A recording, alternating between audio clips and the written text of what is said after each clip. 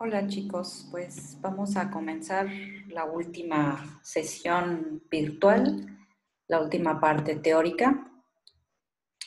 En la clase anterior, pues lo que hicimos fue ver principalmente las bases fundamentales de las filogenias. También fueron capaces de recrear una, de tratar de explicarla, de interpretarla como tal. Entonces ya vimos que es una herramienta, es un análisis que nos ayuda a tener diferentes tipos de hipótesis. Las filogenias son utilizadas para cuestiones taxonómicas, para cuestiones también de variabilidad eh, intraespecífica, para hacer análisis filogeográficos principalmente, en donde nosotros podemos ver la variación genética, la estructuración genética dentro de diferentes poblaciones de una misma especie. También ya en un nivel macroevolutivo podemos analizar grandes grupos, ya sea por géneros, por familias. Actualmente todavía se están haciendo muchas filogenias conforme se van incorporando más material genético de todas las especies que existen en la Tierra e incluso de especies que ya están extintas. Hay varios estudios también que han obtenido ADN antiguo de especies que quedaron fosilizadas o de especies que se extinguieron recientemente. Realmente ya hay todo un panorama muy amplio de obtención de datos genéticos mismos que son incorporados a estas filogenias. Entonces, realmente su uso no se limita nada más a la parte que vimos, realmente su uso es muy extenso y depende de su pregunta, depende del enfoque que le quieran dar a su estudio, es el uso que tienen y los alcances que tienen sus hipótesis filogenéticas. Entonces, dicho esto, recibí sus prácticas y en general me parecieron bien. Solo sí un detalle, hubo dos personas que no pusieron el género y la especie, en este caso It's Murabelli, en itálicas. Entonces recuerden que todo debe de ir en itálicas o en cursivas cuando se refieren a nombres científicos. Entonces, esos son unos de los pequeños detalles que ustedes como biólogos deben de tener en cuenta siempre.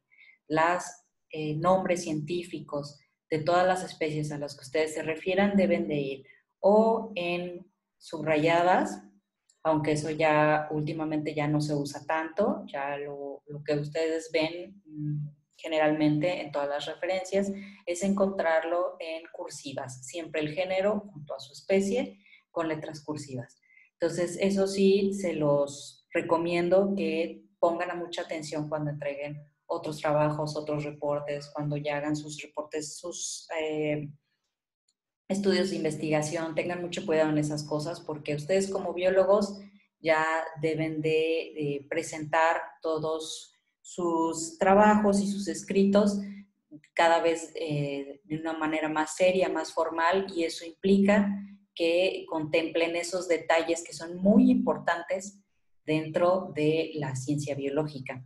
Entonces, aparte de eso, pues en realidad hubo uno que otro detalle por ahí que considero que no comprendieron muy bien la parte que les expliqué, pero en realidad estuvo muy bien en sus resultados. Espero que hayan disfrutado de esa práctica y ojalá hubiera habido la oportunidad de hacerlo presencial y hacerla más extensa, explicarles un poco más dependiendo de qué tan interesados estaban pues en el tema. En realidad pues esa es como digamos la parte como que en la que yo domino. Entonces, si alguna vez tienen alguna duda, algún comentario, lo que sea sobre ese tipo de prácticas o simplemente que quieran indagar más en el mundo de las filogenias, pues con todo gusto se pueden acercar a mí. Entonces, pues vamos a comenzar. Ustedes también ya me van haciendo llegar sus estudios, sus líneas del tiempo sobre la historia de la vida. Entonces, en el video que les dejé realmente es una síntesis, es una manera bastante más sencilla a través de un documental que te lleva a partir de imágenes a todos esos escenarios que difícilmente uno puede, eh, digamos, integrar si solamente lees, si solamente recibes la información sobre esas épocas. Entonces, me parece que era más acertado que ustedes pudieran visualizar para poder entender cómo fue el proceso a grandes rasgos y al hacer su línea del tiempo tuvieran mucho más claro cómo fue sucediendo cada uno de los principales eventos que llevaron a la vida como la conocemos hoy. Entonces, solo para dar un breve repaso y para que nos quede bien, o sea, quisiera como hacer hincapié en algunas cosas que probablemente en el video pasan un poco de largo porque está un poquito más enfocado a la parte geológica, a la parte, digamos, eh, evolutiva a nivel fisiográfica, pues de los eventos como tal, de la geografía, de las rocas, no está totalmente dirigido a la parte biológica. Entonces, quisiera hacer hincapié en algunos puntos muy importantes que tienen que ver, por supuesto, con la evolución y con los momentos claves en la evolución de la Tierra, de la vida en la Tierra, para contemplar lo que tenemos actualmente y también para considerar todo lo que ha quedado atrás. Realmente la cantidad de diversidad que ha existido en este planeta es muy, muy grande, solo que hay muchos grupos que ya han desaparecido. Entonces, pues a manera de un poco de resumen, esto es lo que generalmente ustedes son capaces de ver si ponen en una búsqueda en Google, por ejemplo, de la escala geológica de la Tierra, ¿no? Entonces, les va a dar un cuadro generalmente como este, en el que dependiendo también de la cantidad de detalles que ustedes quieran, pues pueden encontrar unos súper completos, unos con un montón de divisiones, dependiendo pues, de lo que a ustedes les interese. Sin embargo, también cabe mencionar que pues, realmente tienen una escala temporal que varía mucho desde miles de millones de años hasta tan solo unos miles de años. Entonces, esta escala en sí no representa todo el tiempo que pasa dentro de una y otra. Lo que pasa es que a lo largo del tiempo, obviamente es muchísimo más sencillo obtener información de todas estas eras que son más recientes, que además hay registros fósiles, fundamentos geológicos que nos han ayudado a través del tiempo a recrear las condiciones de ese momento. Obviamente es difícil obtener información de lo más antiguo, de lo que ya casi no queda, y muchas de las cosas que ustedes vieron en el video, muchas solo son hipótesis, no hay nada, digamos que confirmado, todo es a través pues de cuestiones ya astronómicas, ya una sección en la que se modela cómo pudo haber sido, pero pues obviamente nadie estuvo ahí para verlo y no hay demasiada evidencia.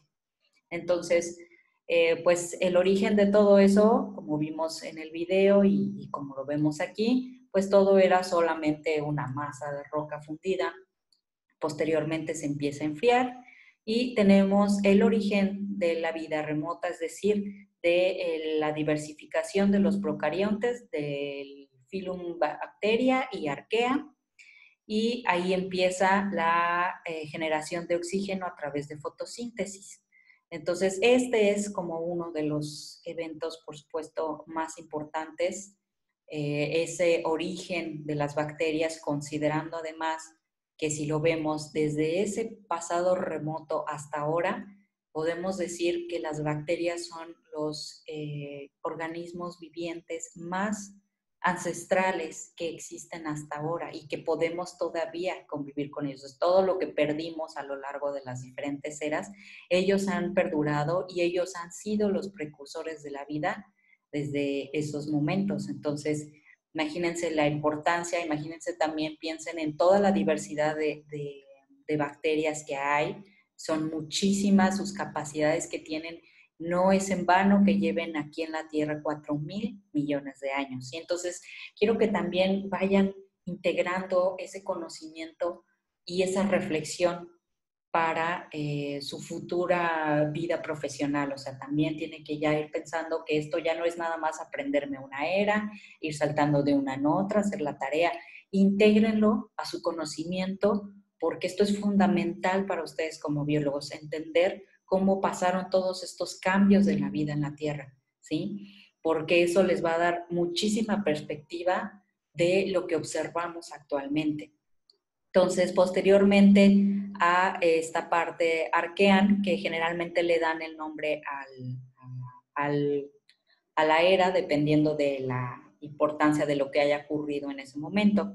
Viene la era proterozoica. Entonces ahí, pues ya empezamos con los primeros eucariontes. Entonces aquí, en los primeros eucariontes, pues nos remonta a esta teoría de Lynn Margulis, la que dice que probablemente el que haya empezado a surgir los organismos eucariontes, es decir, aquellos que sí tienen un núcleo definido y que tiene organelos además, tu hipótesis es que pues las bacterias estaban ahí sueltas, había suelta una mitocondria, había suelta los ribosomas, y entonces algo generó que todo esto se empezara a juntar en una sola masa. En este caso estamos hablando de algo solamente unicelular, pero se cree que algo tuvo que haber ocurrido. Me parece que va incorporado ahí un elemento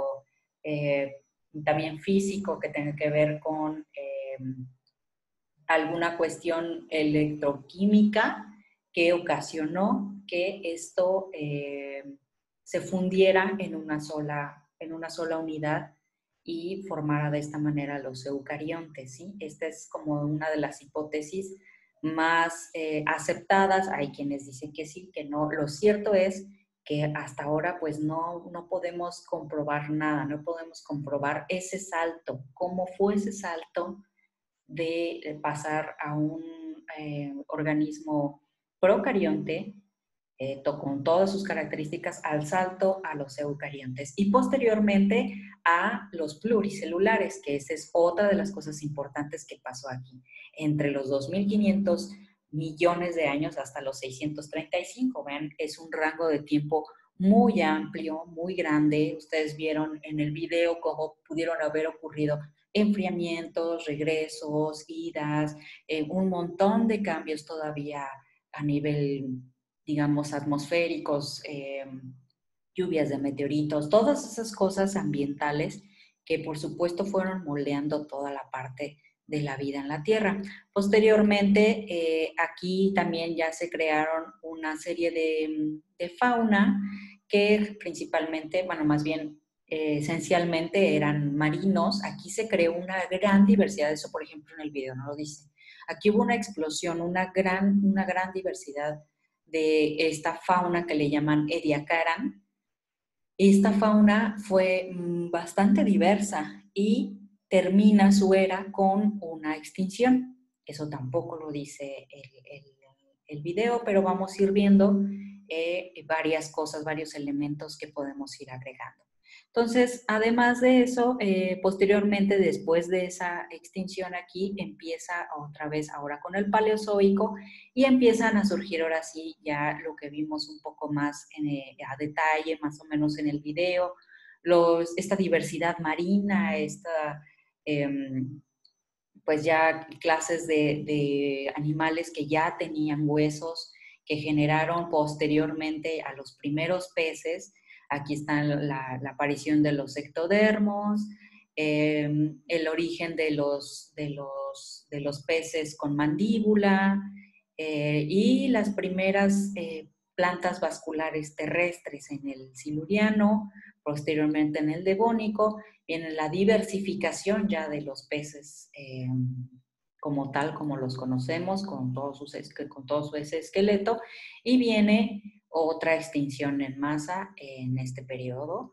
Después viene el carbonífero, que recuerden que es toda esta parte en la que hay una gran cantidad de plantas vasculares, de donde ya empieza la diversidad de anfibios, de reptiles. Entonces se dan cuenta como hace aproximadamente ya 400 millones de años tenemos especies, tenemos ya linajes que han perdurado durante todo este tiempo. Realmente es una cantidad inmensa, inmensa de tiempo. O sea, realmente lo que el humano lleva aquí en la Tierra como Homo sapiens es un respiro, un parpadeo en la vida de la Tierra. Realmente todos los organismos que nosotros podemos observar actualmente vienen de linajes súper, súper antiguos, que ya llevaban aquí cuánto tiempo en la Tierra. Entonces, adquieran esa perspectiva también de observación, de contemplar a los seres vivos que vemos actualmente desde esta perspectiva evolutiva hace cuánto tiempo. Entonces, eso es como de las cosas más importantes que deben destacarse en los estudios de observación de toda esta historia, ¿sí? No es nada más aprenderse eras, no es nada más aprender cuándo se origina qué, cuándo no, cuándo aquello, sino que realmente integren ese conocimiento eh, para ustedes en su vida profesional. Entonces después viene también la parte, pues la geológica, que viene por supuesto muy de la mano con la parte biológica, toda la parte geológica, los movimientos continentales, los movimientos de las placas, por supuesto, que tuvieron pues su influencia en cómo se fue dando la vida en la Tierra. Ya posteriormente en el Pérmico viene también la diversificación de insectos, miren, aquí también incluso hay un declive de anfibios y empiezan las primeras formas de los mamíferos, ¿sí? O sea, imagínense cuánto tienen ya aquí los mamíferos, casi 300 millones de años. Otra extinción en masa vuelve a ocurrir aquí, generalmente como que esas grandes catástrofes son las que marcan los finales de las eras.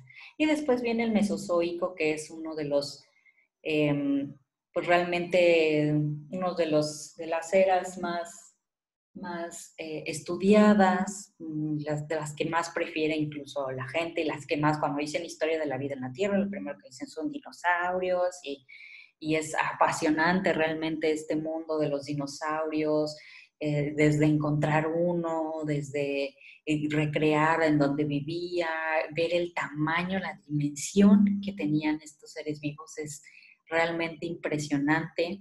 Sin embargo, también conlleva otros momentos también importantes para la vida en la Tierra, como la diversidad marina que incrementa, las gimnospermas se empiezan a convertir en plantas dominantes, empiezan a colonizar toda la Tierra, hay una diversificación de los reptiles también, incluyendo los primeros dinosaurios. No hay que mezclar, los reptiles no son dinosaurios y viceversa, son grupos aparte, aunque se parezcan. Entonces, bueno, ¿dónde quedé? Aquí. Entonces, pues viene también viene también ya la parte de la separación de los continentes, la radiación de los dinosaurios justo entre el Jurásico y el Cretácico, que fue una explosión.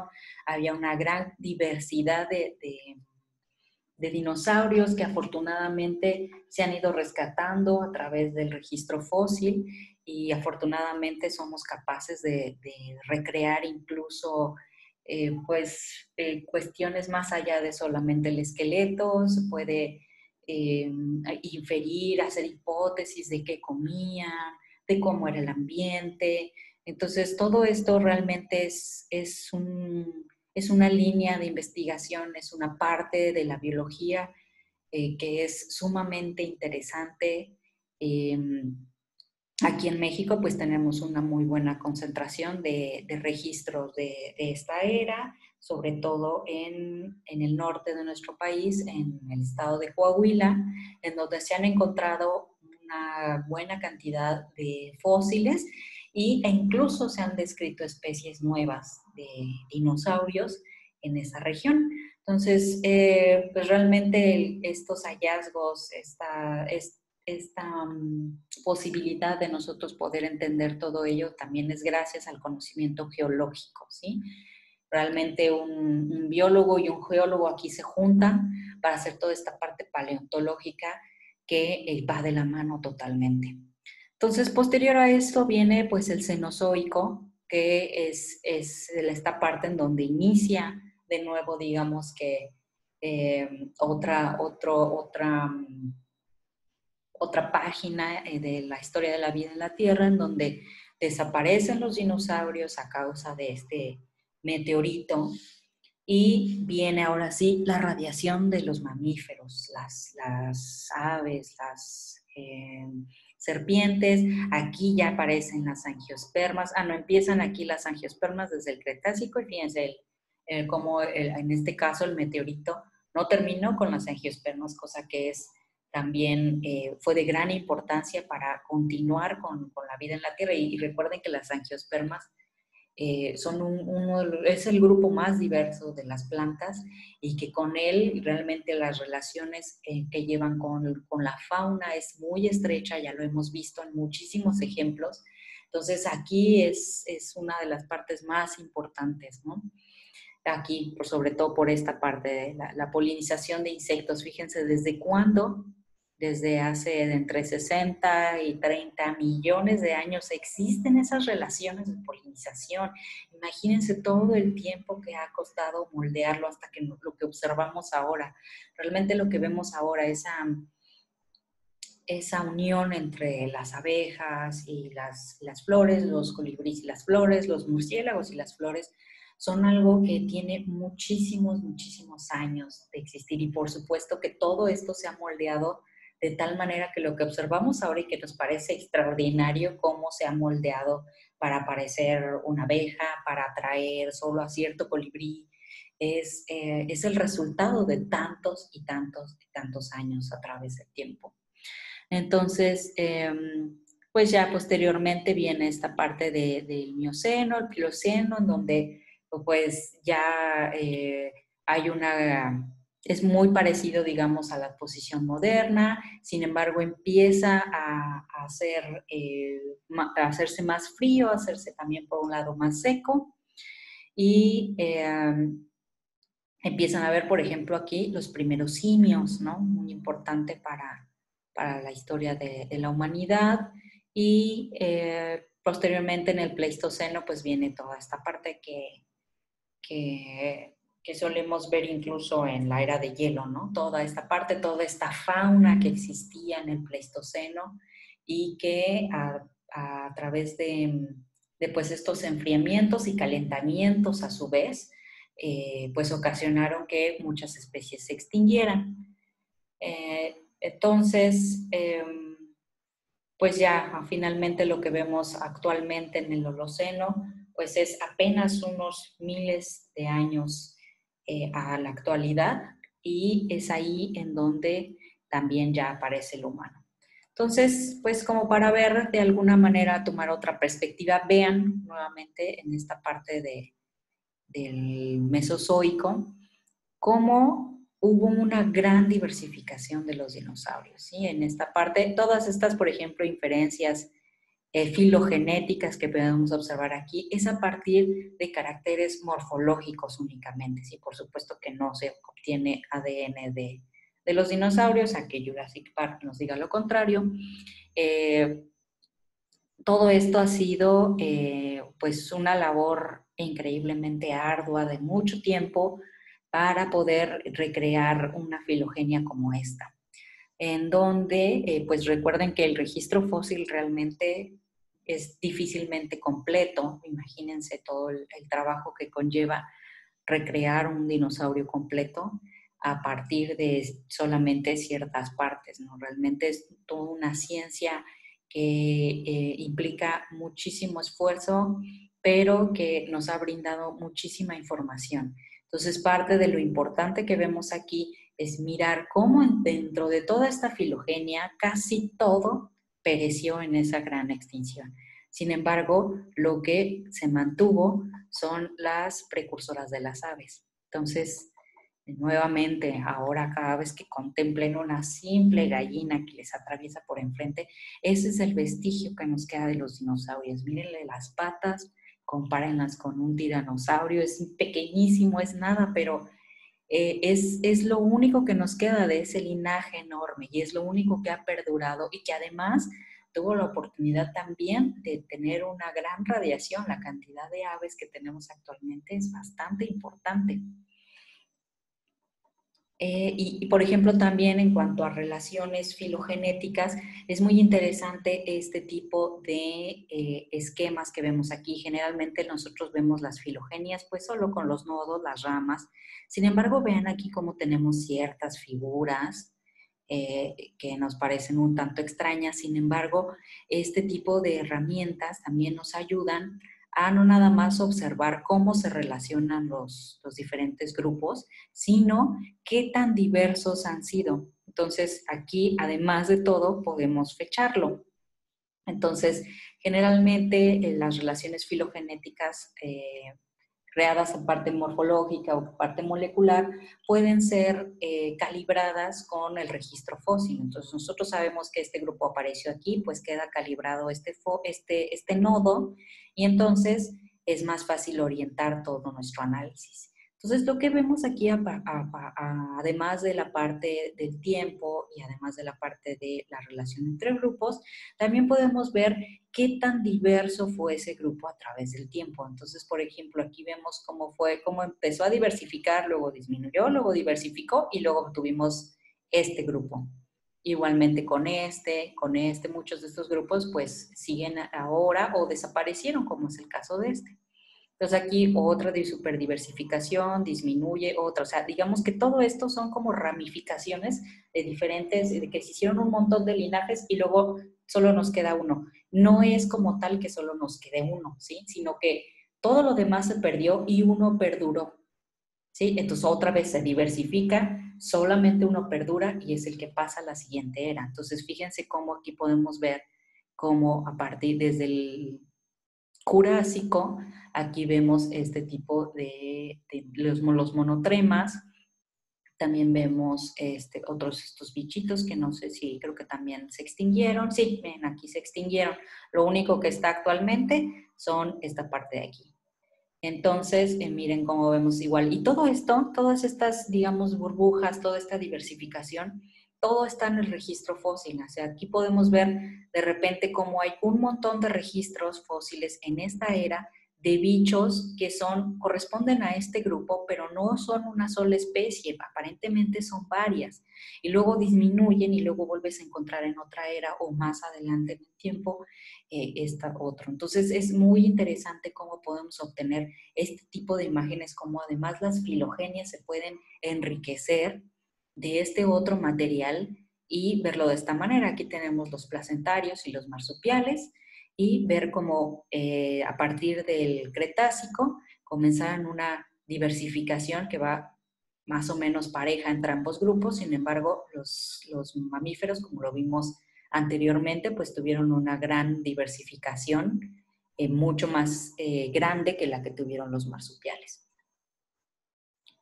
Entonces, para que también tengamos en contexto un poco esta parte del tiempo, miren, como si lo viéramos en una escala temporal, realmente a escala, veríamos que todo lo que le llevó a la Tierra desde hace más años todavía aquí, todavía más millones de años, me parece que todo empezó hace 4.500 millones de años, hace 2.000 años, 2.000 millones de años, 1.000 millones de años, y miren aquí empiezan todas estas divisiones que nosotros hemos podido estudiar a través del registro fósil, a través de todas las cosas, las inferencias, y vean cómo es tan corto el tiempo, que le ha costado, o sea, realmente al llegar a este punto de la vida en la Tierra, fue lo más difícil, digamos. A partir de aquí ha sido una gran cantidad de diversificaciones, digamos, a niveles o en términos evolutivos. Es muy interesante ver cómo, digamos que en tan poco tiempo, relativamente, cuánto cambio biológico hemos visto. Es muy impresionante realmente cómo se ha dado paso la vida en la Tierra y cómo lo que vemos ahora, lo que nos parece más común, donde están los grupos que actualmente vemos, es nada en el tiempo geológico. ¿Sí? O sea, aquí el humano aquí ni aparece, es apenas una rayita, ¿no?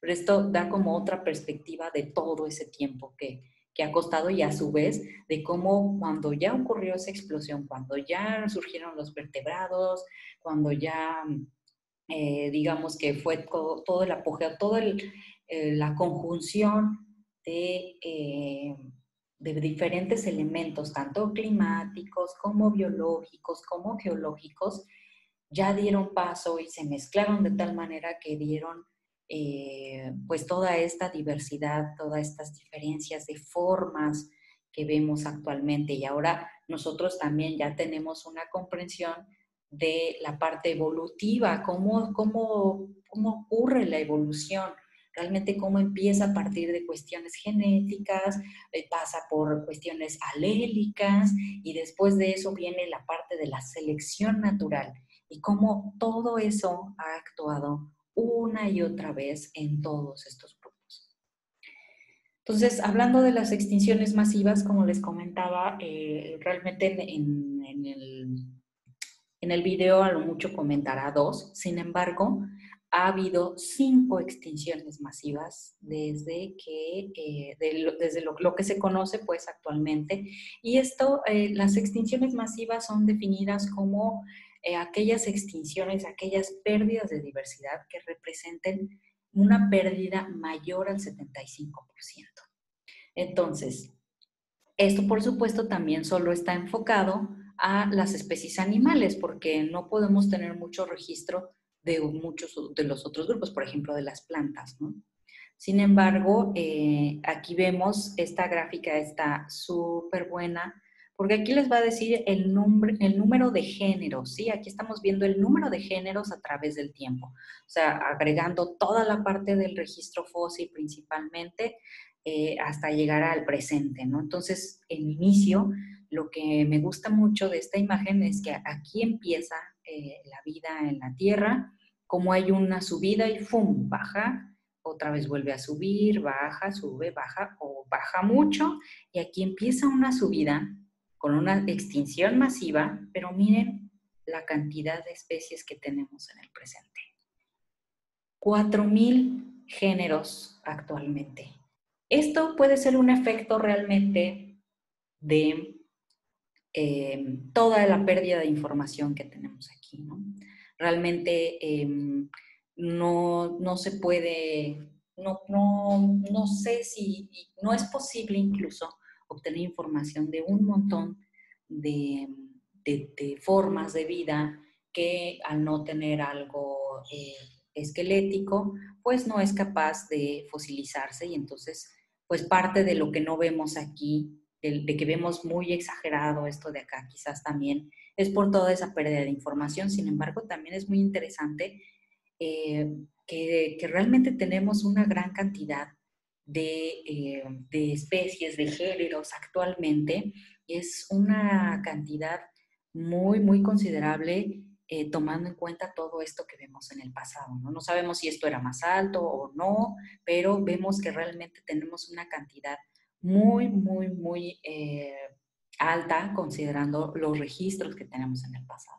Entonces, la primera extinción en masa fue entre el Ordovícico y el Siluriano, o sea, hace 440 millones de años, ¿sí? Entonces, aquí ocurrió una bajada. Después viene terminando el Devónico, aquí lo que explicaba cuando terminaron con todos los trilobites, ¿no? Hay muchas de estas que solo son teorías de qué pudo haber pasado porque realmente es difícil entender qué ocasionó esta pérdida masiva. No hay algo como un meteorito que nos lo explique, ¿sí? Hay teorías, cada una de ellas conlleva toda una explicación, casi que una clase por cada una, Entonces aquí no lo vamos a ver a gran detalle, sin embargo vale la pena que ustedes tengan en cuenta que no nada más fue la extinción de los dinosaurios, ¿sí? También hubo esta pérmica triásica, que esta me parece que sí la mencionan en esta sección. Y después, ahora sí, viene la parte de otra extinción aquí hace 201 millones de años también, que ya empezaban como los dinosaurios, ciertas partes. Aquí hay otra extinción, después viene como esta explosión de los dinosaurios, esta alta diversificación de los dinosaurios, y cómo viene el meteorito y ¡pum! Entonces, realmente, obviamente, al pensar en un meteorito, pues por supuesto que, como lo vimos en el video, pues es una catástrofe a nivel global y pues desafortunadamente o afortunadamente, o como ustedes lo quieran ver, pues se pierde toda esta diversidad. Y posteriormente hay una sexta extinción que le llaman, que es la que estamos viviendo actualmente. Hay muchos que están considerando que la pérdida de especies que estamos teniendo actualmente, esencialmente por pues causa con influencia humana, es lo que está causando esta sexta extinción. Entonces, si ustedes lo han escuchado por ahí seguramente, hablando, digamos, un tanto amarillista, pues a nivel científico hay mucha gente que sí está considerando esto como una extinción masiva, en parte por sí, cambios naturales, digamos, en el ambiente, también como la parte en la que el hombre ha influenciado en una buena parte. Entonces, pues realmente esa fue como la parte de la historia de la vida en la Tierra. Espero que les haya quedado muy claro con su tarea. Ahora lo hayamos reafirmado con esto. Espero que se lleven como esa buena perspectiva. Y veamos ahora un poco de los estudios filogenéticos en diversidad. Entonces, los estudios filogenéticos de diversidad son como de los más importantes. Esta ya es la parte, digamos, macroevolutiva en la que se puede estudiar la vida en la Tierra. Vimos cómo terminamos viendo esta gran diversidad que tenemos ahora. ¿Cómo la estudiamos? Ya vimos cómo se estudia la evolución a partir de pues las poblaciones, de las especies, de la variación que hay en general a partir del material genético. Pero ahora, ¿cómo estudiamos toda esta diversidad, no? Existen realmente condiciones que parecen haber fomentado una gran diversidad, que se manifiesta como radiaciones adaptativas. Entonces, aquí ya empezamos a hablar de estos términos macroevolutivos. ¿Qué es una radiación adaptativa? Pues es cuando ocurre una especiación muy rápida en el tiempo. Entonces, muchos clados han irradiado riqueza de especies y han encontrado estas oportunidades ecológicas. Entonces, el ejemplo que tenemos aquí son una familia de aves que todos ellos viven en Hawái, en toda esta sección digamos, de la parte de esta formación de islas que ocurre en Hawái. Y pues realmente es un grupo endémico de esa región y pues realmente han encontrado una gran cantidad de nichos ecológicos que han sabido aprovechar y que ha generado muchísimas especies. Entonces, la radiación adaptativa es la divergencia evolutiva de miembros de un solo linaje, ¿sí? No es como que una sola especie, digamos que hablamos aquí de linajes, un grupo que de repente, ¡fum!, tiene una explosión de especies y genera una gran variedad de formas adaptativas diferentes. El que sea radiación adaptativa generalmente la consideramos como que cada una de las especies se va a adaptar a cada uno de los nichos ecológicos existentes, aunque no necesariamente eso es una condición para que ocurra una radiación adaptativa. En realidad, la radiación adaptativa, aunque lo lleve implícito en el nombre, realmente está asociado con una gran cantidad de divergencia de diferentes especies en un intervalo relativamente corto de tiempo geológico. El término radiación evolutiva describe un patrón de diversificación rápida. ¿Sí? Entonces, esto realmente, la parte de radiación es la que generalmente podemos ver en muchos estudios, en muchas cosas. Cuando escuchen el término radiación, es esta rápida, es ese patrón de diversificación rápido, ¿sí? Ahorita vamos a ver un poco más adelante. Dentro de, o más bien asociado a este término de radiación o radiación adaptativa, existe también la adaptación clave. Estas son características que permiten a un linaje interactuar con el entorno de una nueva manera y utilizar nuevos recursos, mejorando la diversidad de las especies. Entonces vamos a ver como algunos ejemplos para que nos quede más claro. Esta adaptación clave o innovación clave, a ver si lo pueden llamar como innovación clave, pues es una característica que es como el detonante de toda una diversificación.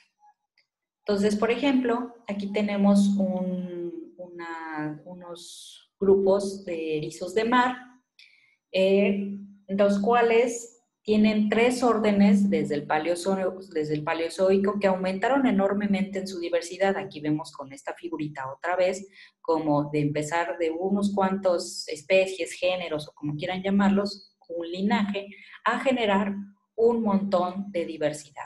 Aquí también vemos cómo empezó de a poquito y de repente subió y subió, ¿sí? Entonces, estos cambios, esto que vemos aquí, esto es una radiación, ¿sí? Ahora, en el caso de la equinacia, que son estos erizos que nosotros vemos actualmente, desarrolló unas mandíbulas más fuertes para usar una mayor variedad de alimentos. Entonces, aparentemente, esa es su innovación clave o adaptación clave. Los otros grupos, Natostomata y Atelostomata, ellos se especializaron para excavar en arena donde se alimentan de partículas finas de sedimento orgánico. Entonces, a partir del registro fósil, nosotros podemos ver cómo había seres muy similares a lo que se ve actualmente, pero no tenían estas mandíbulas, no tenían esta especialización para excavar. Entonces, vemos que a partir de esta era, empieza a tener esas características y ¡fum! Se dispara la diversificación. Entonces, eso es parte de lo que conocemos como las adaptaciones clave. Entonces, por ejemplo, en el caso de las plantas, también desarrollaron algunas protecciones contra los herbívoros y esos también las pueden llegar a considerar como una adaptación clave, ya que a través de estas adaptaciones fue que pudieron ya sobrellevar la herbivoría de algunos de los insectos. Entonces, por un lado tenemos las especies que tienen una producción de néctar, tienen unas glándulas productoras de néctar. Entonces, esto es en el caso, por ejemplo, de algunas acacias. Acuérdense que, bueno, si no lo saben, las acacias, que son como estas, como arbustos espinosos, que también hay una gran cantidad de especies aquí en México, generalmente están asociadas con hormigas. Entonces, si tú llegas y quieres echarte a la acacia, te atacan las hormigas. Entonces, a su vez, las hormigas le dan protección, pero también ellas tienen casita y, además de todo, tienen alimento, ¿sí? Entonces, aquí surge esa asociación y esa manera de la planta de defenderse y de crear aliados a su vez. Entonces, también tenemos aquellas plantas que producen látex y estas plantas pues se defienden de esa manera de la herbivoría. Entonces, se cree que estas adaptaciones fue lo que hizo más exitoso al grupo de las plantas para poder sobrevivir y erradicar o sobrellevar, contrarrestar esta herbivoría. Entonces, en algunos casos, una mayor diversidad parece ser el resultado simplemente de factores que aumentan la probabilidad o la tasa de especiación, es decir, no todo lo que vemos como una radiación necesariamente tuvo que haber adquirido una adaptación clave, ¿sí? Es como lo más común de pensarse, pero no siempre es eso, ¿sí? Hay muchos grupos de aves, otros organismos terrestres que son muy diversos en las regiones montañosas, donde las tasas de especiación alopátrica, es decir, la cantidad de especiación alopátrica que ocurre en un sitio o en un grupo, se puede medir a través de estas tasas de especiación y podemos ver si son elevadas o bajas. Entonces, Esto no es porque hayan adquirido una adaptación clave, es porque encontraron un montón de hábitats donde han podido, se han ido aislando, digamos. Entonces, ese aislamiento, digamos, con una barrera geográfica, que en este caso son diferentes altitudes, ha creado muchas especies, ¿sí? Entonces, es esa colonización que también origina muchas especies. Ese es en el caso, por ejemplo, de muchos anfibios que tienen una capacidad de moverse, pues, poca, es relativamente corta la cantidad que se pueden mover. Entonces, no hay algo, que, por ejemplo, no le salieron alas, ahí pudiéramos haber pensado que esa es una adaptación clave. Adquirió alas y entonces se pudo ir a todos lados. No, simplemente al ir colonizando diferentes partes de una montaña, ya las poblaciones se fueron separando y se fueron especializando en ciertas altitudes y generan la diversidad que estamos viendo ahora. Entonces, estas son como, digamos, las dos causas de radiaciones que nosotros podemos ver en las filogenias principalmente. Entonces, siguiendo con las adaptaciones clave, donde sí lo podemos corroborar, por ejemplo, es al tener una filogenia como esta, observamos en dónde, a partir de dónde hay un elemento, una característica que solo este grupo posee. En este caso de esta planta, tienen unas espuelas aquí en la sección de la flor. Todo este grupo tiene estas espuelas que son de néctar. Entonces, esta barra representa en dónde comenzó, o más bien, a partir que engloba todo ese grupo que tiene las espuelas, ¿no? Todos estos grupos, por su parte, no las tienen. Entonces, en este caso, eh, podemos ver como la diferencia. No es nada más, sí, este tiene espuelas y este no, sino ver que más o menos, o sea, estos dos grupos divergieron en un mismo momento y miren cuánto tiempo le costó a esta tener diferentes especies. En cambio, esta, aunque llevaba ese ritmo, llegó un punto en el que obtuvo esta adaptación y aparentemente eso promovió una rápida diversificación. ¿Cómo observamos esta rápida diversificación? Pues que las ramas se ven súper cortitas, súper cortitas.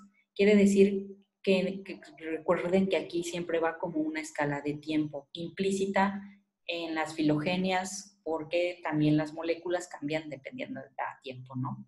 Entonces, digamos que este cambio genético se traduce a tiempo y vemos todo este tiempo que les llevó y de repente en un tiempo tan corto se originaron tantísimas especies.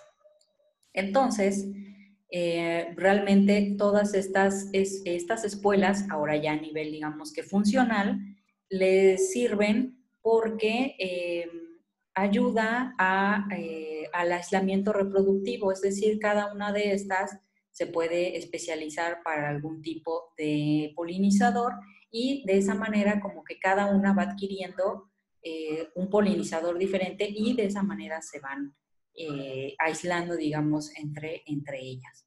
Entonces, esta es como muy interesante y esta es la manera en que se estudian estas adaptaciones clave y esto es como ya se estudia a nivel macroevolutivo, como hay ciertas adquisiciones a través de los cambios que realmente sí catapultan esta diversificación.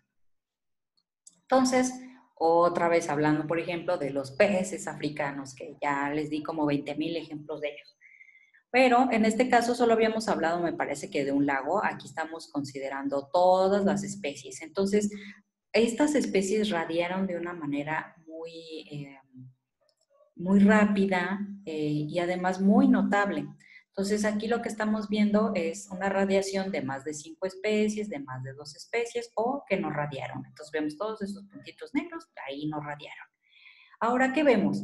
En esta gráfica vemos que no nada más son, digamos que en este caso habíamos visto que las adaptaciones clave pues son cosas, digamos, adquisiciones características como tal de la especie que adquiere. Sin embargo, también hay factores ecológicos involucrados en las radiaciones. Entonces, vemos que en esta parte, toda la parte verde contra toda la parte azul y aquí vemos como pues los diferentes elementos, digamos las diferentes características de los peces, ¿sí? Que están en la parte de la superficie, en la parte de hasta abajo del lago, la energía que utilizan, la latitud residual, la elevación, los predadores, eh, la parte como de los huevos, el dicromatismo sexual y la poligamia. Entonces, estas son diferentes características que tienen estas especies y vemos cómo algunas se pueden considerar como factores ecológicos y la otra pueden ser ya como tal los factores de los cíclidos. Entonces, vemos cómo aquí está la diferente importancia que tiene cada una de estas cosas dentro de esta radiación y vemos que una de las principales es la energía como factor ecológico. Entonces, no siempre es como un elemento que les da esa radiación, ¿sí? Es como también puede haber elementos en el ambiente, interacciones, lo que sea, para catapultar esta especiación. Otro ejemplo es esta ave, que lo que vemos aquí pues es una filogenia con diferentes especies, vean, todas son del mismo género, y aquí está como otro grupo hermano, y vemos también como hay en esta parte unas ramas tan pequeñas que no se ve como, digamos que divergieron en un tiempo tan rápido, ¿no? Entonces aquí vemos como una sucesión de especies, ¿sí? Entonces, en esta filogenia, lo que se ve es o sea, lo que vemos aquí en una filogenia se puede traducir a una gráfica y aquí vamos viendo cómo se acumulan los linajes a través del tiempo, ¿sí? Esta es la base, es decir, esta sección de aquí, y estas son las terminales, que en este caso es todo esto de aquí. Entonces vemos cómo se van acumulando los linajes a través del tiempo y a veces en estas secciones, por ejemplo, tú puedes decir, en este tiempo ocurrió algo que la elevó. En este tiempo se mantuvo y aquí otra vez la elevó. Y entonces uno puede ser capaz de rastrear qué ocurrió en ese momento para que se continuara este incremento constante.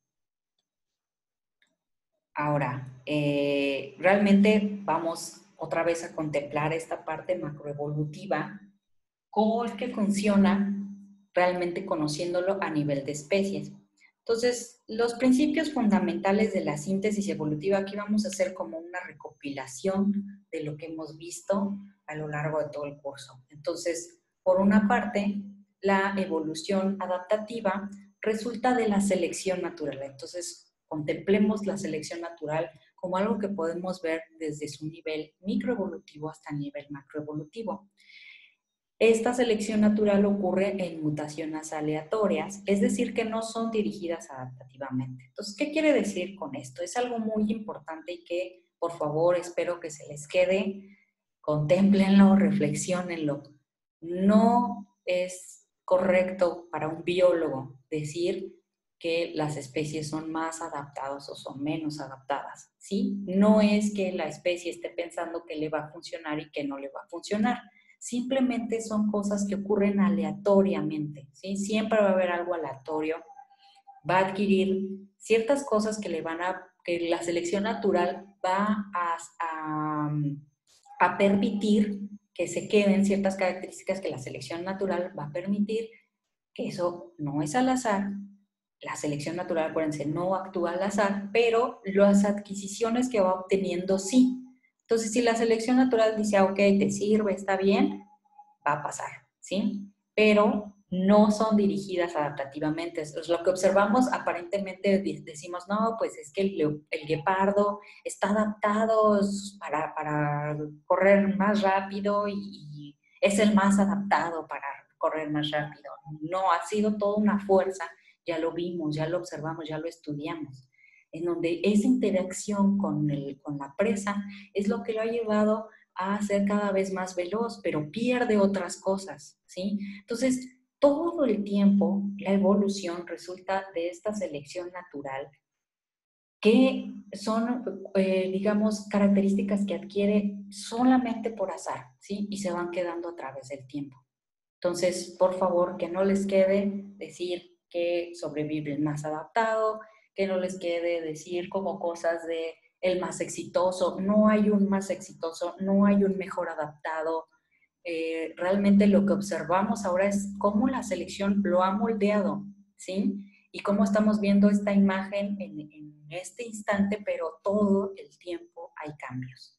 Todo el tiempo hay mutaciones, variaciones, eh, cambios ambientales que van a hacer que la especie continuamente se encuentre cambiando. Entonces, nunca de la existencia va a haber algo más adaptado, más exitoso. Entonces, por favor, eso quédenselo. Ahora, las mutaciones seleccionadas son principalmente aquellas con pequeños efectos, ¿sí?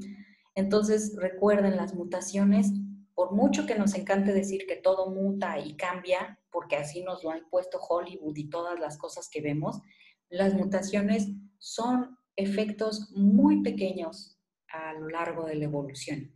Realmente son efectos que se van acumulando a lo largo de mucho tiempo.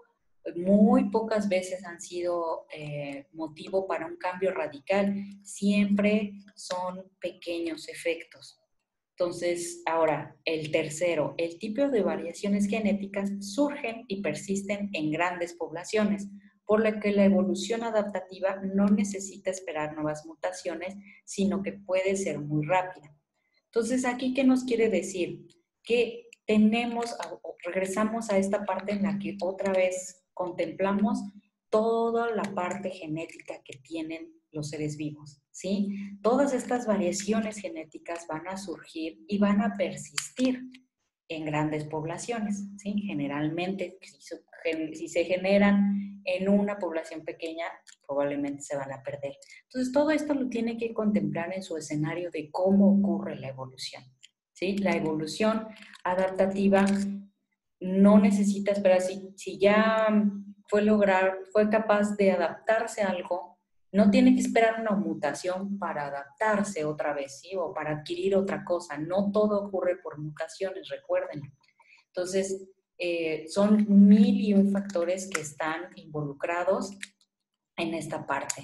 La cuarta, los cambios, los grandes cambios evolutivos que ocurren durante largos periodos de tiempo se han producido gradualmente por la acumulación de estos pequeños cambios. Entonces, llévense, ahora que vimos de esta parte de la historia de la vida, vean cómo son unas escalas de tiempo grandísimas, ¿sí? Nosotros vimos la parte evolutiva a la microescala, porque desde ahí es donde surge todo, ¿sí? Pero los cambios que nosotros vemos en la macroevolución son cambios que son muy graduales y que se acumulan a lo largo de mucho tiempo. Entonces, ahí es esta parte de como que tener esta perspectiva tanto microevolutiva como la macroevolutiva. Entonces, para que nos quede más claro, veamos otra vez este mapita, donde nosotros le dedicamos básicamente la mitad del curso a observar toda esta parte, el estudio de las transformaciones que ocurren a nivel de especie o población. ¿Cuáles son esos mecanismos? La selección natural, la deriva génica, el flujo génico y todos los otros mecanismos que también vimos, todas las otras cuestiones involucradas en estos eventos de microevolución, contemplando principalmente la parte genética, en donde actualmente está realmente el estudio de la parte evolutiva a nivel microevolutivo. Entonces, ¿qué es la parte ahora macroevolutiva? El estudio de los cambios a nivel de género u orden a través del tiempo geológico. Entonces, digamos que si tuviéramos que definir entre una y otra, esta es una escala chiquita, esta es una escala grandota. ¿Cuáles son sus mecanismos? La radiación adaptativa, que espero que ahora la hayan contemplado y les haya quedado más claro, ¿sí? Donde se ve esa explosión de especies en un corto periodo de tiempo, esa es una radiación y que además puede ser adaptativa porque puede que las especies se ocupen de nichos ecológicos diferentes y por ende se adapten a esos nichos, ¿sí? Entonces, esa es la parte, digamos, de la radiación adaptativa. La evolución divergente, que es esta parte de todos tienen un ancestro y a partir de ese ancestro empiezan a divergir una y otra especie no en escalada, sino como unas ramas de árbol, ¿sí? Siempre tengan como esa imagen. Ahorita con el siguiente tema nos va a quedar eso más claro. La evolución convergente, que es esta parte en donde la asociación de especies puede fingir una fuerza evolutiva una a la otra. Y la extinción como parte esencial de los procedimientos, de los mecanismos, de la historia de la vida en la Tierra, no nada más estas extinciones masivas, ¿sí? Hay que contemplar que a lo largo del tiempo, la especie que estamos viendo en este momento, que decidimos llamarla tal cosa, tuvo un ancestro, pero tuvo también una variación de especies que al final se perdieron y solo persistió ese linaje. Esto también nos va a quedar más claro con el siguiente tema. Entonces, nuevamente, la microevolución y la macroevolución, este dibujo me gustó, esta ilustración me gustó, porque aquí las unen dos cosas. Una, el ambiente, que puede ser el biótico y el físico, o si lo queremos ver desde otro punto de vista, biótico y abiótico. Entonces, el ambiente aquí va a estar actuando en la microevolución y también en la microevolución. Bueno, lo dije al revés, pero ustedes me entendieron. Ahora, aquí que vemos la parte de la variación entre especies y también está entre estos dos la especiación, ¿sí? Aquí también le interesa mucho la parte de la especiación y aquí es como el inicio de la especiación lo que empezamos a ver, ¿sí? Pasamos de aquí a acá, por eso es que está como coloreado con los dos colores. Aquí vemos esta parte inicial de la especiación y aquí ya vemos la especiación formada. Entonces también aquí hay competencia interespecífica. Aquí vemos la variación entre especies y vemos una evolución de los clados, ¿sí? Grandes grupos. Esto es lo que se estudia en la macroevolución. Y aquí vemos pues cambios a nivel genético que pues nos va a determinar los cambios que estamos viendo en una escala menor. En otro esquema que todavía me gustó muchísimo más vemos esta parte, aquí tenemos el estudio de la macroevolución con la microevolución junta, ¿sí? Entonces, en la macroevolución digamos que es a partir de esta línea para arriba y la microevolución va a ocurrir de la mitad para abajo. Aquí tenemos los factores externos como el clima, la geología, la ecología. Entonces aquí empieza esta interacción con estos factores externos, como realmente la importancia que le damos a estos factores va de pequeña a mayor dependiendo que estudiemos. Solamente genética, el desarrollo, poblaciones o ya cuestiones de migración, flujo génico, dispersión. Aquí va a ser muy importante tomar en cuenta estos factores externos. ¿Qué vamos a considerar aquí? El nivel de los organismos y la interacción en estos organismos, ¿sí? Esta es la parte microevolutiva entre las especies. Ahora, si queremos pasar del otro lado, entonces ahora vemos cómo el ambiente ya toma un peso mucho mayor en el estudio de la macroevolución.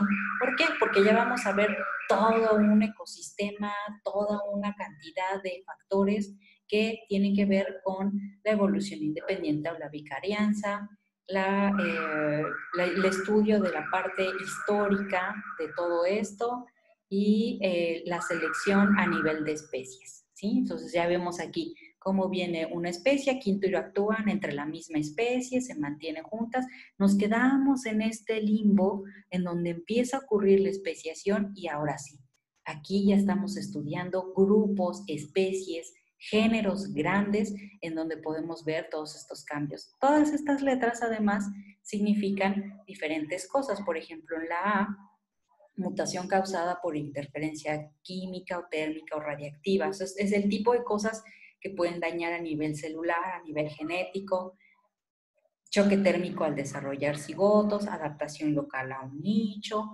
cambio climatológico que provoca la migración, ¿sí? Entonces, estos cambios ambientales generalmente son los que consideramos en la parte microevolutiva. ¿Qué consideramos acá? cuestiones de aislamiento geográfico, crecimiento de barreras, todo eso.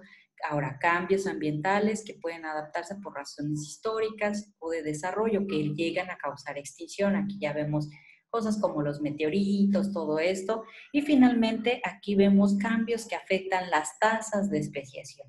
Esta parte macroevolutiva, la parte más alta, va a estudiar esa parte, estas tasas de especiación y los tipos de especiación involucradas en esta sección, en este nivel de la vida. Entonces, creo que con esto ya queda un poco más sencillo cómo es el estudio de la evolución a partir de estos dos niveles principales que tratamos de abordar durante este curso y espero que les haya quedado mucho más claro ahora. Ahora vamos a ver la última unidad, que es la parte de la evolución del hombre. ¿Por qué es importante? Esta no es nada más como desde un punto de vista narcisista de nosotros somos la onda y somos la mejor especie que ha existido, ¿no? Por supuesto que no. Simplemente es que toda la biología evolutiva en todo este curso ayuda a iluminar de dónde venimos y quiénes somos. Entonces es una parte fundamental el que hayamos dejado esto hasta el final, porque ahora ya tenemos una perspectiva más amplia del proceso evolutivo y, por supuesto, el humano es uno de los más estudiados por obvias razones y esto también nos abre un panorama nuevo para observar al ser humano desde otro punto de vista. Entonces, ¿de dónde venimos? Pues generalmente dicen, sí, pues venimos de los monos y luego el mono se hizo más alto y adquirió herramientas y luego ya llegamos a nosotros, ¿no? Esa es como la idea que siempre tenemos, la idea que nos venden. Lo cierto es que como vimos en la parte de la historia de la vida, pues realmente todos los seres vivos estamos unidos en un gran árbol de la vida. Entonces, dentro de ese gran árbol de la vida, observando otra vez la escala temporal, vean cómo el humano, a partir de, digamos, esta parte del origen de los mamíferos, ¿no? Aquí esta divergencia con los roedores. Después aquí hay un cambio. Primero fue en la placenta, después viene este otro cambio que es una visión binocular. Acuérdense que muchos mamíferos como que tienen un ojo de cada lado, ¿no? El que sea binocular es que los tienen enfrente. Entonces, como muchos de los monos, después viene la pérdida de la cola, que eso lo compartimos con los chimpancés y a diferencia de los chimpancés, los seres humanos son bípedos. Entonces, nuestros parientes más cercanos ciertamente son el chimpancé y el bonobo. Estos son la especie Pan troglodytes y Pan paniscus. Entonces, el ser humano es con quien está principalmente emparentado. Esto no quiere decir que venimos de los chimpancés, que venimos del gorila, que venimos... No. Esto quiere decir que todos los primates compartimos un ancestro en común. Después hubo una divergencia entre el orangután y el resto del grupo que originó después al gorila y otro grupo que fueron los humanos con el chimpancé y el bonobo. ¿Sí? Entonces, entre estos compartimos un ancestro en común. Esto, por supuesto, probado por el registro fósil, tanto por la parte genética. Entonces, este grupo tenía un ancestro compartido hace 7 millones de años, ¿sí? No venimos de los chimpancés, compartimos un ancestro en común hace 7 millones de años. Entonces, el linaje de los homínidos dio lugar a muchas más especies, ¿sí? Esto es lo importante. Muchas se extinguieron, excepto una, el Homo sapiens. Entonces, si pensaban que, pues, como que uno nació del otro y se fue creando así, no, vamos a abordar toda esa parte de cómo existieron muchas más especies de Homo. Ahora, los simios cautivos, por ejemplo, pueden aprender el lenguaje de señas o conjunto de objetos simbólicos, ¿sí? Ustedes han visto cómo los chimpancés tienen esta capacidad de comunicarse, sin embargo, esta capacidad no la expresan en su vida o en su entorno natural, son cuando interactúan con el hombre. ¿Esto qué nos dice? que estas habilidades de, digamos, de comunicación estaban presentes en un ancestro en común. Los humanos y los chimpancés son genéticamente casi idénticos, excepto por el 2% de las secuencias de ADN. Es increíble cómo solo es ese 2% el que nos separa de los chimpancés y es abismalmente diferente. Entonces, ¿cómo los humanos difieren de otros simios? Esto es muy interesante. Cómo realmente diferimos de ellos, aquí por supuesto considerando nuestro pariente más cercano, que es el chimpancé, contra nosotros, ¿no? Los huesos, realmente la conformación de los huesos es la misma básicamente, sin embargo hay unas variaciones, principalmente en la pelvis, en las piernas, en la región lumbar, por este bipedismo. Pero ¿de dónde surgió? ¿Por qué empezamos a caminar en dos pies? Pues resulta que, como saben, o bueno, si no lo sabían, aparentemente el origen del linaje del ser humano estaba en África. Entonces, en África se había vuelto más seco y los homínidos habitaban en bosques abiertos. Entonces, como que los chimpancés se quedaron en la parte del bosque y los homínidos empezaron a quedarse en la parte seca. Entonces, en esta parte seca, la selección natural favorecía caminar en lugar de escalar en este nuevo entorno. No necesitaban escalar como los chimpancés en su selva, necesitaban caminar porque eran amplias planicies y pues era mucho más cansado, les daba mucho más el sol de caminar en cuatro extremidades. Entonces la selección natural empezó a favorecer que el humano comenzara, bueno, no el humano, el ancestro empezara a caminar de manera erguida. Esto les ayudaba a recoger fruta de árboles bajos y correr mientras cazaban presas. Entonces también esta parte de correr es una de las partes más importantes para que el ser humano conservara este bipedismo. Entonces, además de todo, al correr, la sudoración era importante para el enfriamiento por la evaporación, por lo cual esto también contribuyó a la reducción del vello corporal. Eso pues en algunos humanos actuales, porque vemos que todos, algunos son muy peludos todavía. Entonces, esto es como súper interesante, ¿no? Conocer por qué solo este primate fue capaz de caminar en dos pies y por qué caminaba solo en dos pies. Sí, esta es la explicación, esta es la hipótesis más aceptada. Ahora, otra parte importante del humano fue su cerebro. El cerebro humano es 3 veces más grande que los cerebros de los primates, los otros primates, y 5 veces mayor que el de la mayoría de los mamíferos. Entonces aquí vemos la cantidad de cerebro que tenemos relativamente con nuestro cuerpo es muy alta. Vean el tamaño del cerebro del chimpancé y solo diferimos 2%. Es increíblemente cómo puede variar tanto. Ahora, la tasa de crecimiento de las poblaciones humanas fue mucho mayor. Esto también le confirió una gran ventaja. El que el humano pueda reproducirse, digamos, solo tiene una cría, ciertamente, como los chimpancés, pero a diferencia del chimpancé, el humano, digamos, ya nació su cría y puede la hembra embarazarse otra vez en muy poco tiempo. Es decir, puede tener hasta una cría al año, más básicamente, ¿no? Pero en el caso del chimpancé, solo puede tenerla en cada 5 años. ¿Por qué? Porque el chimpancé cuida a sus bebés y durante estos 5 años no tiene más descendencia. Entonces, esa es como una de las grandes ventajas que tuvo el principio de la humanidad, ¿no? Esto puede ayudar también a explicar la desaparición de nuestros competidores. ¿Pero cuáles competidores? Pues sí, nuestra ascendencia, los homínidos a través del tiempo. Pues resulta que nosotros, como les comentaba, coincidimos este origen, ¿no? De cómo fue el chimpancé se fue poniendo más erecto, más alto y hasta tener lo que obtenemos hoy, ¿no? Bueno, ya después este es un robot, qué sé yo. Entonces, ¿por qué en África? ¿Por qué se cree que venimos de África?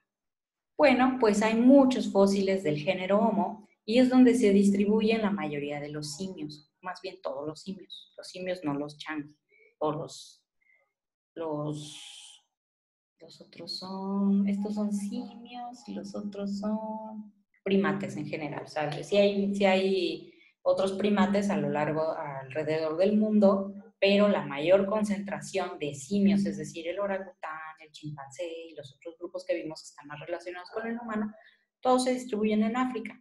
Entonces, pues todo apunta a que el origen del género Homo viene de África. Los fósiles muestran también que después de divergir el linaje de los chimpancés, los homínidos proliferaron en varias especies. Entonces, aquí está el meollo del asunto, varias especies. Entonces, esta parte es la que quiero que consideren, que reflexionen, porque siempre tenemos esta concepción de que nuestra evolución fue escalada y pues realmente la mayoría de estas varias especies que surgieron del linaje que se separó de los chimpancés, pues no eran nuestros antepasados directos, sino que estaban en linajes estrechamente relacionados y luego se extinguieron. Entonces, esta manera escalonada de observar la evolución es la manera más sencilla de visualizar los cambios como de manera general, pero desafortunadamente perdemos mucho de la noción de cómo realmente ocurrió la evolución. Entonces, cada vez que vean esto, no le hagan caso. ¿Qué es lo que realmente pasó? Pues aquí teníamos este Escalanthropus densis, que digamos este es como el primero de los fósiles de los primates, de los homínidos, ¿no? Entonces, ¿qué es esto? Es como el origen aquí acuérdense que divergieron hace 7 millones de años, ¿sí? Entonces, el chimpancé se fue por acá y el Homo o el inicio de los homínidos se fue por acá y este es como de los primeros, pero miren, hay uno aquí, hay un pedazo acá, hay un pedazo acá. O sea, realmente esto debería de ser un árbol filogenético súper bonito y realmente todo está con líneas punteadas, con muchos huecos, porque toda esta información, a pesar de que hemos encontrado a lo largo del tiempo tantos registros fósiles, realmente es muy difícil asociar bien cuáles estaban relacionados perfectamente con otros. Ahora vemos aquí nombres conocidos, ¿no? Australopithecus, estas cosas que nos enseñaron a través del tiempo. Miren este Kenyapithecus, otro Kenyapithecus, esto que sí están más o menos ahí relacionados, más o menos se originaron hace poco menos de 4 millones de años.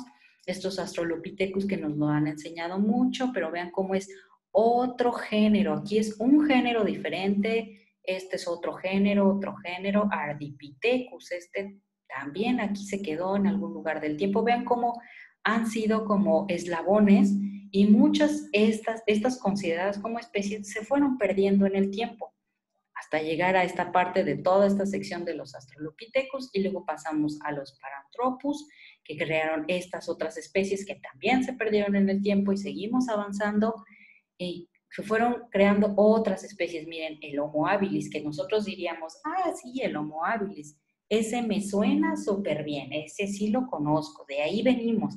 Pues no, el Homo habilis existió hace entre 1.5 millones de años más o menos, pero no es nuestro ancestro directo, ¿sí? Este es un linaje del género Homo que existió igual que esta otra especie, Homo ergaster, Homo boreus, aquí está el Homo erectus, que también decimos, ah, sí, ese está cerquísima, cerquísima, ya estamos, ese es nuestro ancestro. Pues no, también está ahí aislado y también se perdió.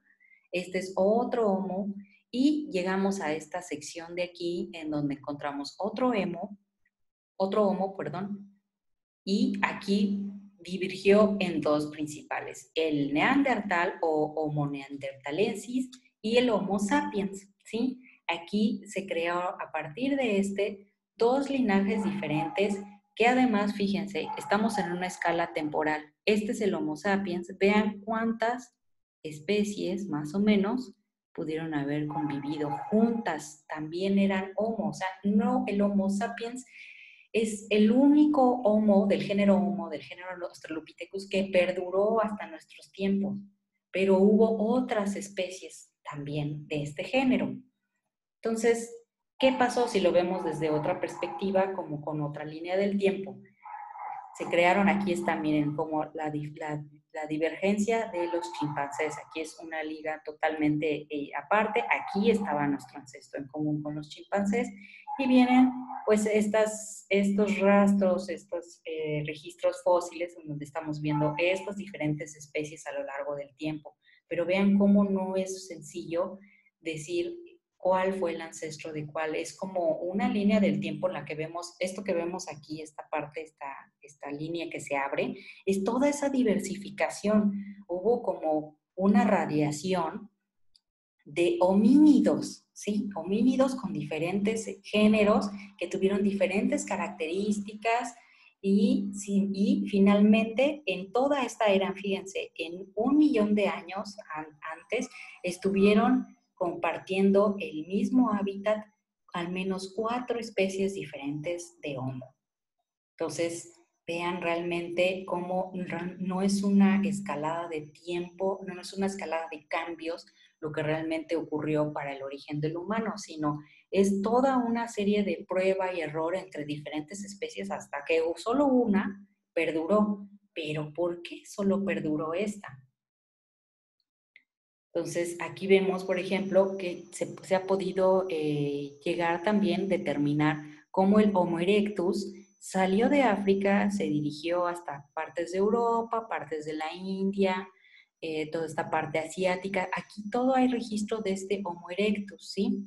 Que acuérdense, no fue un ancestro en común con el Homo sapiens como tal. Y también tenemos al neandertal, que también salió de África. Este fue hace 600.000 años, este es hace 1900.000 años.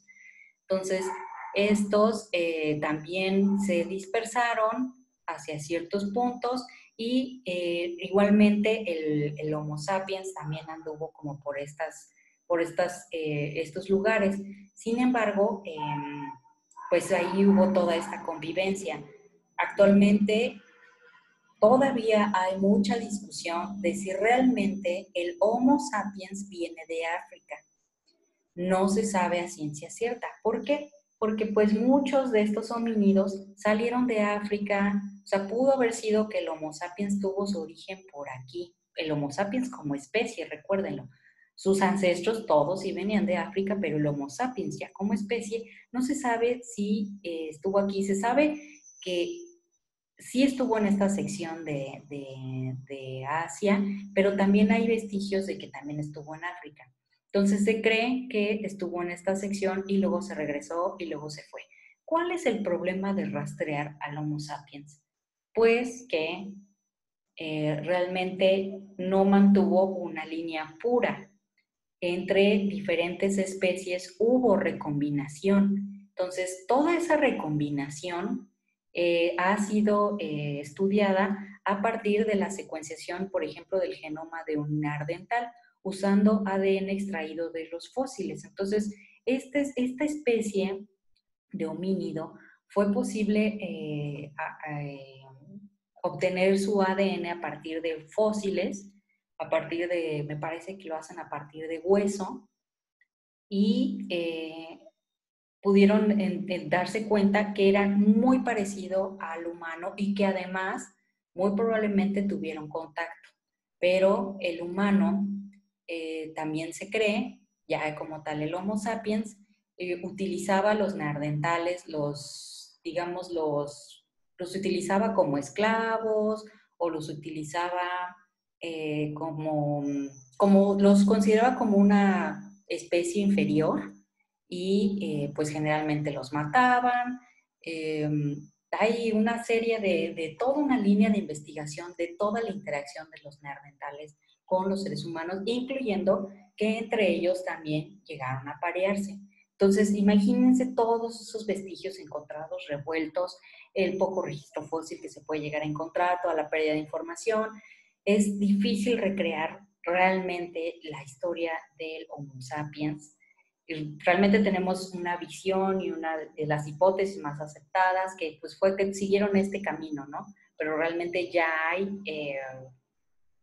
pruebas de que realmente pues, pudieron haber entrado, salido, que realmente se crearon o se originaron en esta sección y luego regresaron a África y por eso hay vestigios acá, porque no está totalmente aceptado que el Homo sapiens también haya tenido origen en África como tal. Entonces, ¿qué fue lo que empezó a diferenciar al Homo sapiens del resto de los homínidos? Pues el volumen del cerebro. Ahora sabemos que fue aumentando a través de este tiempo, ¿sí? Entonces, acuérdense, no es que este venga de este y este de este y este de este. Fueron varios eslabones ahí perdidos, pero si consideramos el registro fósil entre de estas distintas especies, pues el volumen del cerebro fue aumentando. Entonces, el cerebro del Homo sapiens, sin duda, fue una de las principales atributos que lo llevaron al éxito que vemos hoy. Entonces, de acuerdo a lo más aceptado de la historia de la vida del Homo sapiens como tal, fue que tuvo el origen de otros linajes en África, ¿sí? Se dispersó hacia acá, aquí tuvo este entrecruzamiento con los neandertales, principalmente en esta zona. Luego empezó a migrar en esta sección por las Filipinas, llegó a Australia, otras secciones se quedó aquí en Asia, otras secciones hacia la parte de Rusia y otra sección hace 20.000 años llegó por el estrecho de Bering a América, que eso lo tenemos como súper estudiado, ¿no? Nos lo enseñan desde la primaria. Y pues hace 300.000 años, digo 13.000 años, hubo un establecimiento aquí en la sección de Estados Unidos, toda otra parte siguió migrando y hasta llegar a la parte de Sudamérica, donde no había homínido alguno. O sea, recuerden, primates sí, homínidos no había. Entonces, esta parte es súper interesante porque una vez que llegó a esta sección de América, hace 20.000 años, le costó solo 8.000 años llegar a esta sección de acá. Entonces realmente fue una expansión, digamos que rápida en el tiempo evolutivo, la colonización de la Tierra. Entonces, además de su cerebro,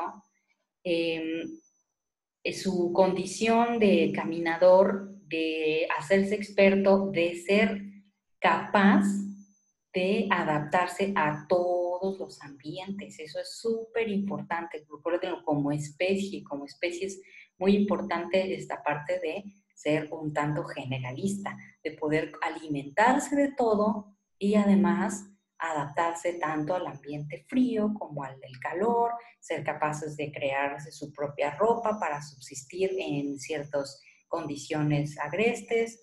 Entonces, toda esa parte del humano es lo que lo llevó a esta colonización global y a ser tan exitoso. Vamos a ver un poquito más adelante esta parte de qué lo hizo tan exitoso. Entonces, aquí, por ejemplo, se ve la filogenia ya a nivel genético. Entonces, miren cómo aquí está la parte africana, aquí está la parte en donde ya se salen de África, toda la parte verde, y aquí está cómo se fue haciendo esta colonización. Esto ya a partir de los humanos vivientes, del Homo sapiens como tal, y pues todo este linaje, por ejemplo, ya de los neandertales, pues quedó aparte y finalmente desapareció.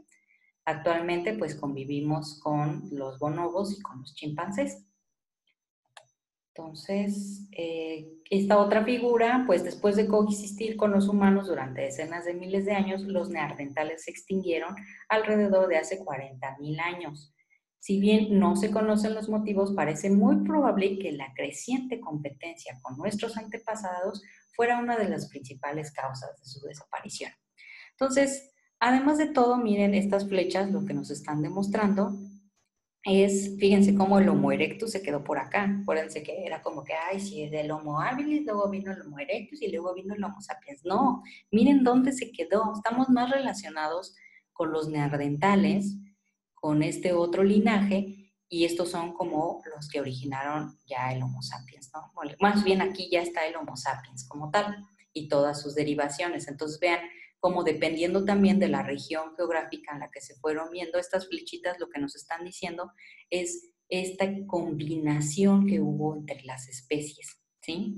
Toda esta combinación que hubo y pues finalmente los neandertales perecieron y muy probablemente, como menciona aquí, como mencionan muchos otros estudios, fue por, digamos, ya esta naturaleza territorial y agresiva del ser humano. Entonces, para que nos quede súper claro este hermoso GIF que es padrísimo y que nos deja mucho más claro cómo ocurrió la evolución humana. Entonces, pues para empezar, pues lo que todo el mundo piensa, ¿no? Pero en realidad, ¿cómo fue? Linajes, nacimiento de linajes a lo largo del tiempo, unos con otros, fueron perdurando un linaje, ese linaje se perdía por un lado, pero continuaba por otro, hasta llegar al humano. No es un proceso escalonado, es un proceso complejo donde las especies se reproducen y sobreviven. ¿Qué decía? Se reproducen y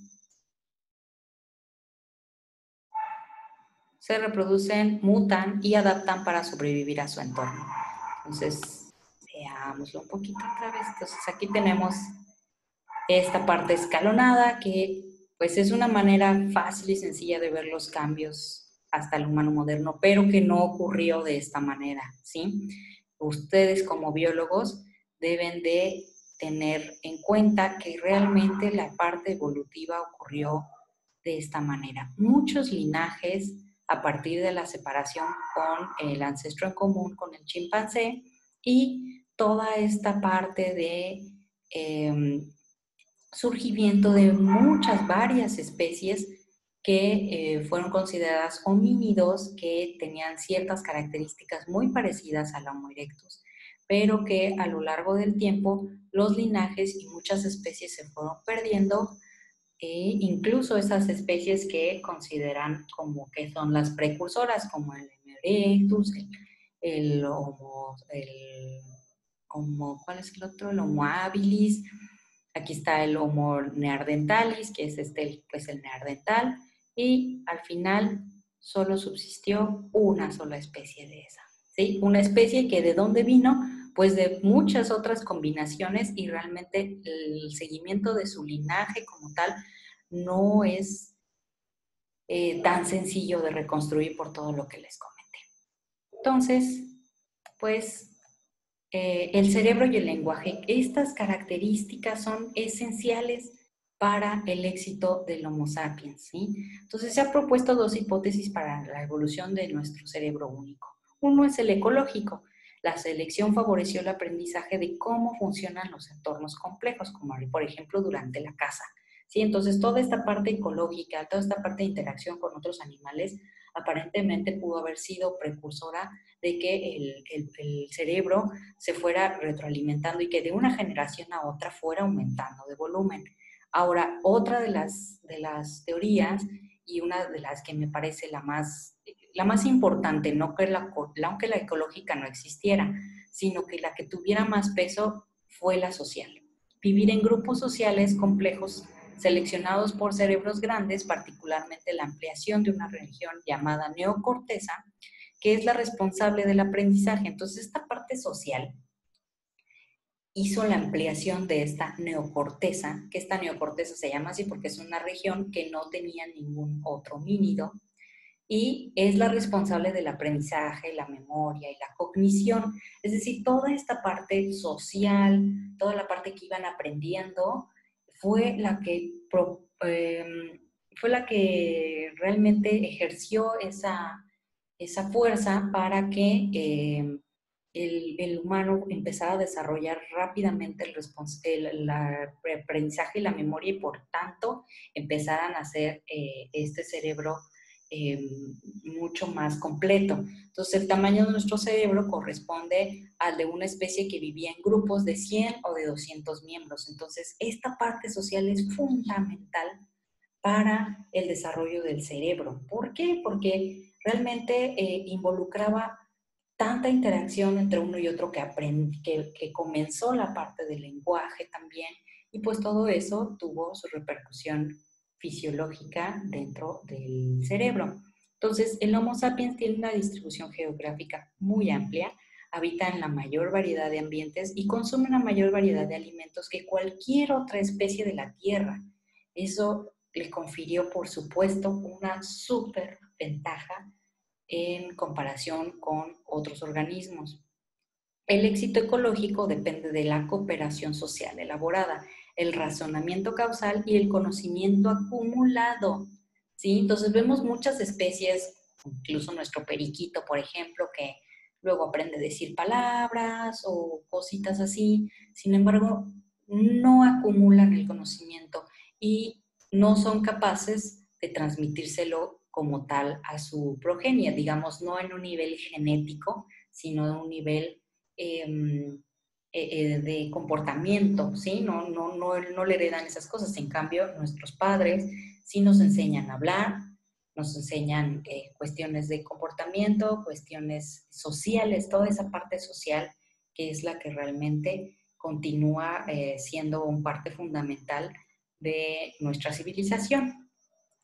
Entonces, el lenguaje pudo haber sido muy ventajoso porque medió las interacciones sociales, también permitió a los humanos transmitir y recibir información que era importante en muchos otros contextos.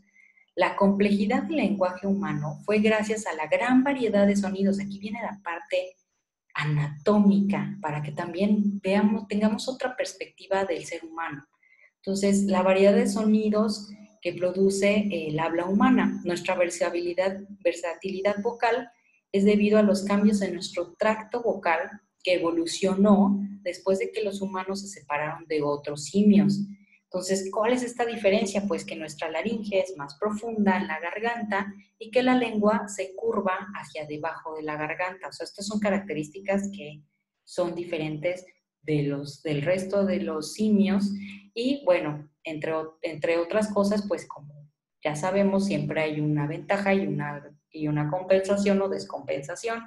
Es que al tener esta característica, pues no solemos ahogar con la comida, que es lo que suele pasar cuando un pedacito se queda atorado en la sección que es para respirar y no para comer. Entonces, esa es como una de las debilidades, digamos, de la especie por esta capacidad que tiene del lenguaje. Entonces, pues hablaríamos de innovaciones o adaptaciones clave realmente. Estas son como las partes principales que hacen único al ser humano, ¿no? El bipedismo, que por supuesto le confirió fue un éxito porque varias especies se originaron a partir de ese bipedismo, ¿sí? Ahora, ¿qué fue lo que hizo al Homo sapiens mejor que el resto? La mejora de su cerebro con la socialización, ampliar su rango geográfico, por supuesto que fue lo que le confirió una superventaja, posteriormente o alternamente el lenguaje y la dieta, el ser omnívoro generalista, pues le dio una gran ventaja y eso asociado al surgimiento de la agricultura. Sin duda la agricultura fue uno de los momentos también clave en la evolución del ser humano y que permanece hasta nuestros días. La capacidad de, digamos, producir o conocer, entender cómo ocurría el proceso natural de la producción de alimentos y llevarlo hacia manejar esa manipulación, ese manejo a partir de los humanos, fue lo que le confirió una ventaja increíblemente porque esto evitó batallas, desgaste por los recursos, ya podían ser capaces de manejar sus recursos alimentarios de una manera muy, muy eficiente. Entonces, básicamente en este mapa, pues nada más está simbolizado los diferentes tipos de cultivos a lo largo de todas las regiones, y todas esas regiones, por supuesto, aprovecharon todas estas especies de alimentos que se encontraban en su región y las supieron, digamos que domesticar, todos de cierta manera separada o conjunta, como lo quieran ver, porque pues siempre hubo como cierta comunicación entre todas las civilizaciones que se fueron formando y pues hasta lo que vemos ahora, ¿no? Que es parte fundamental. Entonces, ahora como tal, el Homo sapiens se supone que desde cierta época se convirtió en una subespecie que también es sapiens. Entonces, lo que actualmente se considera la especie humana en realidad es el Homo sapiens sapiens, ¿sí? Que tiene esta otra, me parece que es a partir del uso de las tecnologías de computación o una cuestión así, o no recuerdo bien en este momento, pero sí hay una, digamos, una característica que ya adquirió el ser humano para convertirse ahora en Homo sapiens sapiens, que no es a partir de hace 3 días o 3 años. Esto ya tiene, considerándose a nivel evolutivo desde hace pues un siglo más o menos, ¿no? Entonces, ¿qué es esta parte del futuro, no? Bueno, pues muchos tienen estos tipos de memes, este tipo de cosas, pero realmente a dónde vamos, ¿no? Llegamos a un punto de colonizar y dominar toda la Tierra, de conocer, de llegar a un punto de conciencia, de entendimiento de nuestro alrededor e incluso del exterior del planeta Tierra. Es increíble lo que el humano ha logrado en tan poco tiempo evolutivo, o sea, regresamos a la parte de la historia de la Tierra, es un suspiro, es un parpadeo lo que tiene el humano en la Tierra y todo lo que ha conseguido. Entonces, ahora que prosigue, pues ahora somos esclavos de una computadora, posteriormente ya ni siquiera vamos a teclear, nada más vamos a usar el dedito para deslizar y deslizar cosas en una tablet. Entonces, pues, ¿qué le prosigue al humano, no? Realmente esta es como una parte reflexiva, considerando pues que ustedes ya como biólogos tienen toda esta referencia evolutiva, no nada más esta parte de, ay, el Homo sapiens es malo, contamina, mata especies, mata a otros humanos, tiene muchas partes malas y nosotros siempre nos vamos a defender a la parte natural, digamos, a otras especies del planeta. Sin embargo, pues realmente el Homo sapiens, ya lo vimos ahora, y pues realmente sería también todo un curso solo conocer al Homo sapiens, pues sí tiene realmente características muy interesantes, muy innovadoras, que son toda una revolución en la vida en la Tierra. Y pues sí tiene, por supuesto, todo un mérito el que haya llegado hasta donde esté, y que por supuesto ya a partir de pues las culturas, de las diferentes regiones y todas estas cuestiones sociales, pues que cada uno tenga este entendimiento, esta sabiduría, este sapiens, de entender que pues el humano no tendría que estar peleado, por supuesto, con su entorno natural, debería de tener la capacidad de conservar las cosas hasta cierto equilibrio. Sin embargo, vemos que pues está ocurriendo lo contrario y pues su futuro, ¿qué le deparará? Pues no sabemos, probablemente no lo veremos, pero es bueno que ustedes lo reflexionen desde el punto de vista evolutivo, ya no nada más eh, pues hablar mal de nuestra especie, ¿no? Sí, hay cosas súper interesantes y hay gente, digamos, que realmente sí está consciente de muchas cosas, y ustedes son, como futuros biólogos, los encargados de, desde propagar como esta conciencia del humano y de toda su historia, de toda la parte evolutiva y de esta maravilla que es pues la vida en la Tierra. Entonces, pues aparentemente hay como varias teorías de cómo a partir de los primeros homínidos, de cómo ha ido cambiando el hombre, y aparentemente lo que le depara en un futuro es, por lo que dicen, digamos, algunas proyecciones es que vamos a tender a tener una cabeza más grande, que nuestro cerebro sigue en aumento. Por supuesto, es una tendencia que ha seguido miles de años y no tendría por qué parar ahora. Y que además también vamos a tener un engrandecimiento de ojos. También es algo que vimos a través del tiempo, como pueden notar. Entonces son estas cosas sin pensar, ay, nos vamos a volver casi marcianos con los ojos negros y se nos va a ir el pulgar. O sea, fuera de esas cosas que luego de repente son un tanto ficciosas, pues realmente si ustedes se involucran en esta línea de investigación, por supuesto que existe, ustedes pueden darse cuenta que considerando realmente las tendencias evolutivas, considerando toda esta historia, todo lo que hemos descubierto a partir del genoma humano, todo, realmente sí se puede predecir hacia dónde va la humanidad, como el ser humano como organismo como tal, y por otra parte ya la especie humana, ¿no?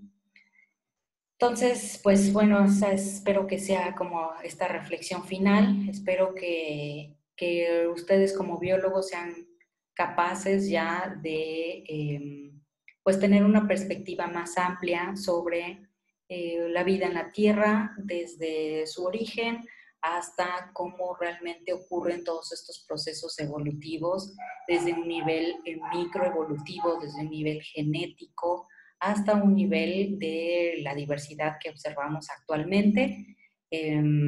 Espero que indaguen en muchas otras cosas más.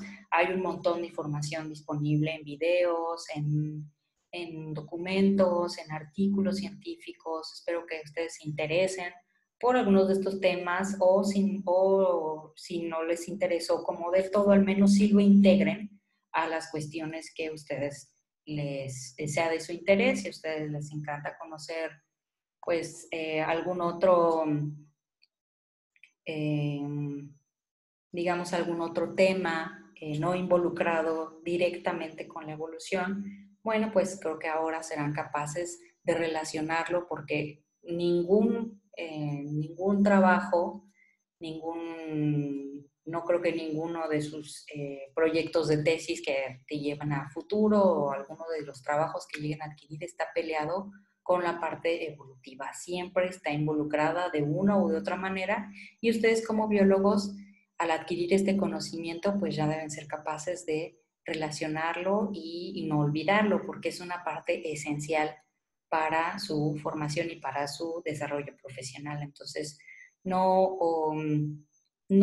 dejen de lado todo lo que aprendimos durante este curso. Espero que les haya gustado, que lo hayan disfrutado. Sé que las condiciones no fueron las más idóneas para que ustedes aprendan de manera adecuada todos los temas. Sin embargo, pues todos hicimos como este esfuerzo y espero que pues cualquier duda, cualquier cuestión que les haya quedado de la clase, lo puedo ver con gusto, nos seguiremos viendo. Y pues finalmente ya esta es la última parte y pues obviamente también va a contemplar su examen. Entonces, pues tomen sus apuntes y estudien mucho para ese examen que esencialmente les va a dar como su calificación final. Pues muchas gracias y espero pues estar en contacto con ustedes para su última calificación.